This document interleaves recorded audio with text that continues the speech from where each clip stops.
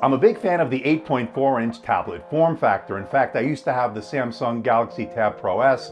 That 8.4-inch tablet was absolutely gorgeous with its Super AMOLED display. So I've been in the hunt for an 8.4-inch tablet since nothing really fit the bill, at least in my opinion. That's until I found this. GearBest sent over the Alldocube X1. It's an 8.4-inch tablet with a high-resolution display, good build quality, good looks, and it does have built-in LTE. So I was very intrigued. Hey everybody, this is Andrew, and this is my unboxing and first impressions of the Alldocube X1.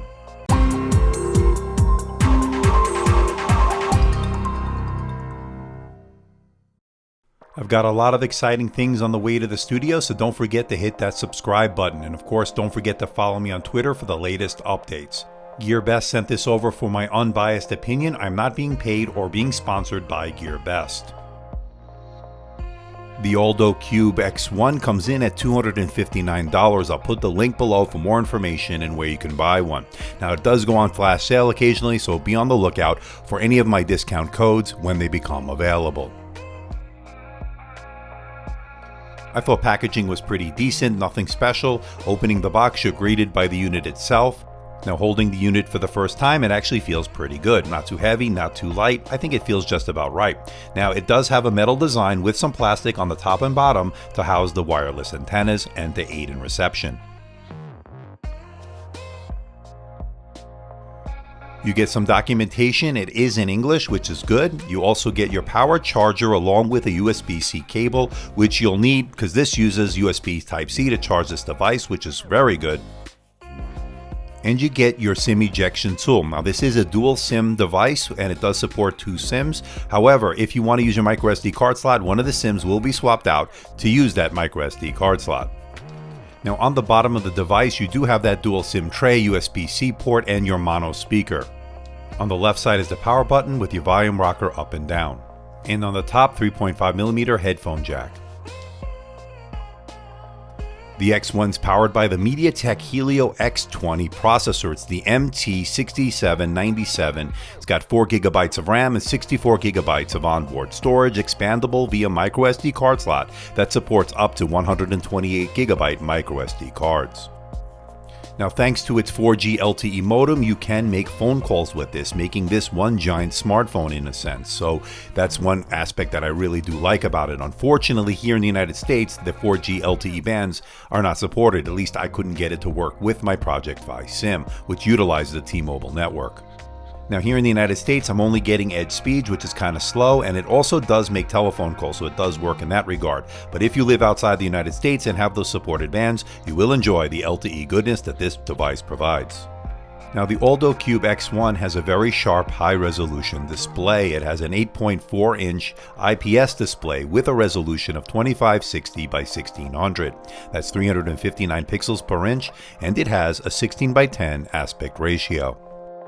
Now the bezels aren't the smallest I've ever seen. They're a little bit on the thick side, so that's a little bit of a negative in my book, but overall it's a very sharp, crisp display with very deep blacks and very vibrant colors, as you can see by this video playing on the device right now. I thought the viewing angles are pretty good and it doesn't have any screen bleed. Very sharp, very nice display so far. I actually like an 8.4-inch tablet. I like its display size. It's not too big and it's certainly not too small. I think it's just about right.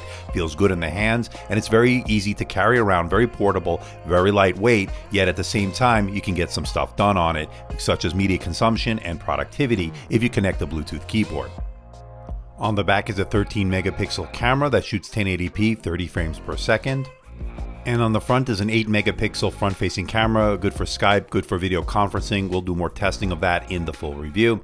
And on the bottom is your home button, which also doubles as the fingerprint sensor. Now, setup of the fingerprint sensor went pretty well. It was rather easy and registered my finger pretty much every time I used it, although I did notice a slight delay every now and then. There's a mono speaker located on the bottom. Now let's hear it in action.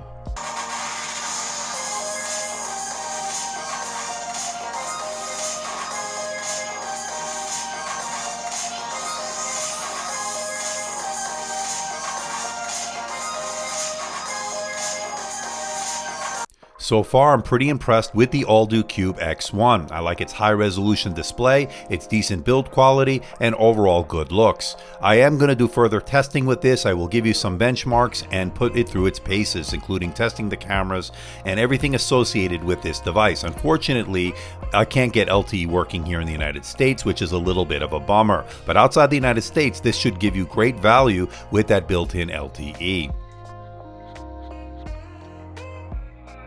So stay tuned, I will have a full review of the Alldocube X1, but let me know in the comment section below what you think about this tablet. I like the fact that it's an 8.4-inch form factor. I like its high resolution display. I like its build quality. I wish the LTE would work here in the United States, but outside I can see this being a really good value for people who want to have an always connected device but not break the bank. I like its price at $259. I think it's a real good value. But I'm curious to know what you think. Let me know in the comment section below. Stay tuned, that full review is coming very soon. So please hit the like button, please subscribe, please share this video. Don't forget to leave a comment in that comment section below.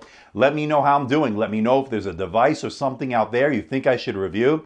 I'll do my best to try to make that happen. Don't forget to check us out on Facebook, on Twitter, Instagram, and of course our website, amdtechreviews.com. So until next time, this is Andrew from AMD Tech. See ya.